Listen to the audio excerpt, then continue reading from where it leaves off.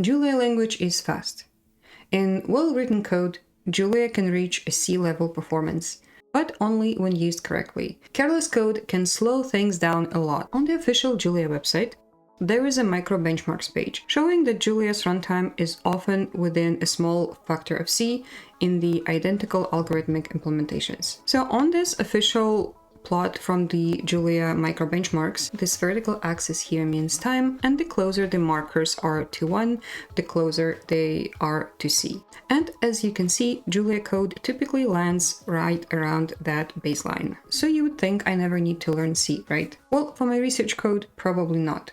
But I decided to anyway, and here is why. For those who are new here, I'm a computational physics PhD student, and most of my research runs on the GPU-accelerated Monte Carlo simulations written entirely in Julia. And Julia is considered a high-level language, and therefore it lets me write my programs more easily and quickly, and still gives me a great performance. But a few months ago, I decided to toy with the idea to try and write my own Wayland composer for Linux, mostly for fun, and for a nice but challenging learning project. And that pulled me straight into the land of C. This video here kicks off a new video series called Learning C Through Julia's Eyes. And yes, that's both the Julia language and me, Julia. In this series, I'll be documenting what happens when someone who is really used to Julia walks into a C territory.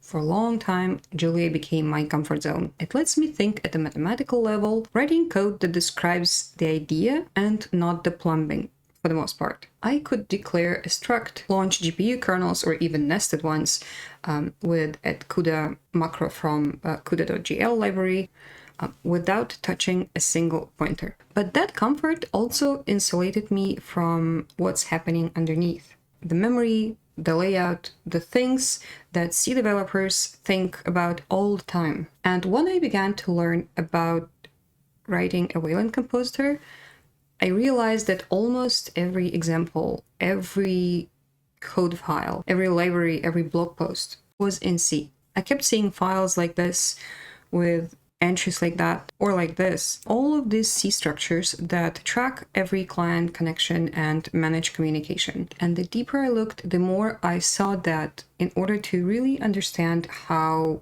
Wayland works and how memory, events, and buffers flow between the client and the composer, I need to learn how to read and write some C. And this is where this series begins. Me, a Julia developer, trying to learn some C. Not quite from scratch, but through the mental model I've already have built through the Julia language and from managing GPU memory manually in CUDA when I write my simulations code. And the funny thing is, C and Julia aren't opposites at all. Both are compiled languages. So that's the first big similarity.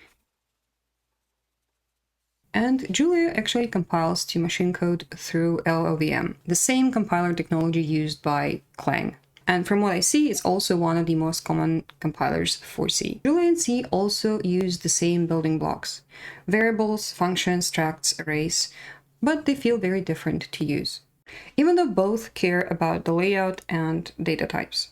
The difference is that Julia automates the low-level work that C makes you write by hand. So we could say that Julia is automatic and safe by default, while C is explicit and manual. And in this series, we will look at that boundary, what Julia hides, what C exposes, and how understanding both sides can be beneficial for us. I will try to do interactive side-by-side comparisons with small snippets of code to show you when C lets you do something where Julia would instantly protect you from. In the next episode, we will talk about this part here and try to see exactly what we mean when we say automatic and manual when referring to these both languages. After that, we will slowly explore more fundamental concepts to lay the groundwork for future videos, maybe more complex topics. So we'll look at the memory management, at types, pointers in both languages, and